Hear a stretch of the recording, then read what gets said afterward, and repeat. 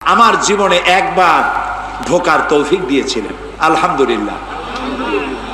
আমার চোখের সামনে অনেক রাজা বাদশাহ আমার চোখের সামনে ঢুকছে, জীবনে বহুবার আল্লাহ নিয়েছেন। বাইরে দাঁড়ায় এতিমের মতো কাঁদছি যে আল্লাহ এই ঘরটার মধ্যে যদি একবার। সেই যুদ্ধের মীমাংসা বৈঠক আহ্বান করলেন বাদশাহ ফাহাদ। তাতে পৃথিবী থেকে 400 মেহমানদেরকে দাওয়াত দিলেন মীমাংসা বৈঠকে। কেমনে কেমনে আমার মতো একটা ভাঙ্গা ছেঁড়া মানুষও দাওয়াত পাইলো।